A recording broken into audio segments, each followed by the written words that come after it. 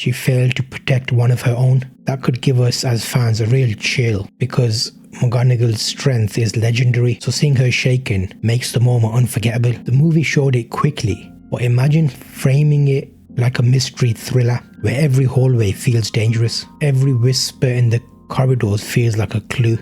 HBO could have this. Episode 7, Chamber of Secrets, is where everything snaps. The mystery turns to crisis. Ginny Weasley is taken into the chamber itself. This is where the book gave us dread, the movie gave us speed, and HBO has a chance to make it absolutely heart-wrenching. So this episode must give Ginny her voice, because this isn't just about Harry the hero, it's about a girl's life on the line and a family on the edge of losing her. McGonagall makes an announcement, panic in the school, closing Hogwarts. The trio discover the clue about the basilisk moving through the pipes. Ginny disappears. Percy acts suspicious, and Harry, Ron and Hermione realise it's now or never. But in the movie it's very condensed. Here's how I'd shape it. Something I don't think gets talked about enough when we visit the Chamber of Secrets is just how emotional and eerie episode 7 could be.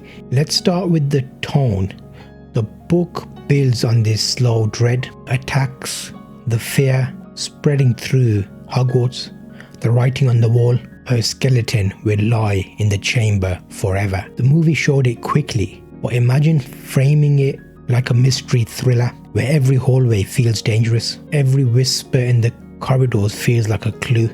HBO could have this. I also feel the movie's version where McGonagall announces about Ginny is quite short, but in the book her sorrow and her fear as being the leader for the students hit harder.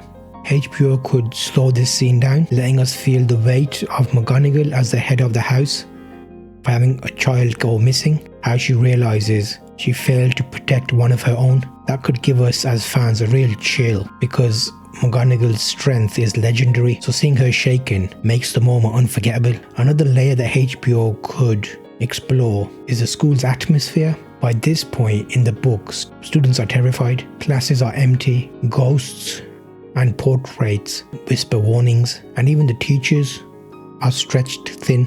This isn't just a single attack on Ginny, it's the collapse of the safety at Hogwarts. If HBO shows this ripple effect, like younger students crying in the corridors, parents sending owls, demanding their children come home, the stakes feel much bigger than they did in the movies. And let's even talk about Ron for a second here. The moment gives him comedic fear, but this is his sister's life on the line. HBO has a golden opportunity to expand on Ron's arc here.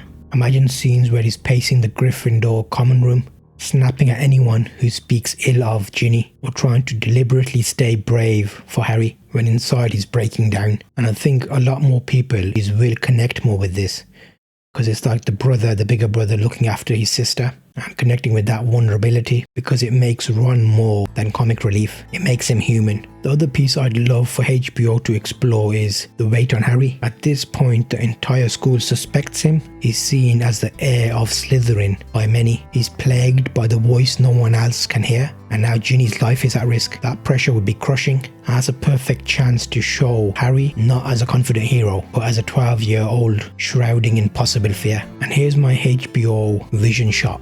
Harry, Ron and Lockhart leading down into the dark, and as the camera follows, we cut to Ginny collapsing in the chamber, Tom Riddle standing over her. That's cinematic parallel storytelling, and it ties the danger together in a way that keeps viewers hooked until the end of the episode. So in the book, it's basically just Ginny is taken. The trio rush off, there's little emotion involved there. Here's what I'd like to see. It'd be good to see Ginny's perspective, short hanging cut-ins of seeing her being pulled into the chamber, crying, communicating with the book, writing in the book, showing her trying to fight Tom's influence. This I think would build real empathy with Ginny, because she goes through a lot in this, but she's just used as a pawn really. And I feel like it's quite important even at this moment while Hermione was petrified. One of her key traits, like that note in her hand, was like a defining moment for the Harry and Ron to know what was going on. So I think we need to have more recognition for her. Even though she was petrified, she still managed to help. I feel like there's a moment here we can play on the anguish of the Weasley family. So maybe Arthur and Molly, like a cutaway or some type of reaction to show that it's not just a student at school, it's somebody's like daughter. It highlights that she's their daughter, their youngest, their heart. And I feel like the tone can be set here. This could be treated like the storm before the finale. Long pauses, shadows, fear. And this is a moment I feel like they could build on this, because the high moment of this episode is basically Ginny being taken into the chamber. And us seeing more of that developing would be really important to the key to getting us hooked as viewers and giving us more than what the movies gave us, and closer to the book to define the audience expectations of. We've got a real dangerous moment here. If you grew up with this story, you'll remember exactly where you were or what you were doing while you were reading this section. Ginny being taken into the chamber, it hits different. The book gave us a creeping dread, like McGonagall's announcement, Percy's suspicious behavior. The pieces were just clicking into place bit by bit. We were getting more and more into it. The movie, it's basically stripped down, like she's vanished and then the trio try and do something. So it's not got that emotional weight.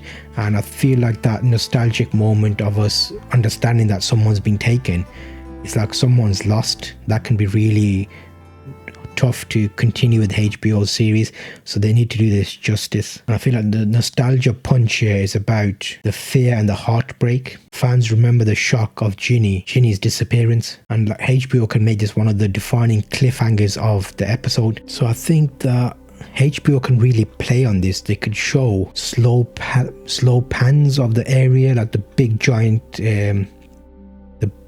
statue, the carved face in the shadows, the eerie sense that this entire place is like a temple for Slytherins, a temple for Slytherins' hate. It's not just a monster Harry's facing, he's facing the entire belief system of the Slytherins. It's the legacy of division of the wizarding world. That's the deeper meaning there is quite important for the series to bring out. The statue could become like an iconic moment, the statue could become an iconic piece, like similar to how we've got the giant chess pieces in Harry Potter.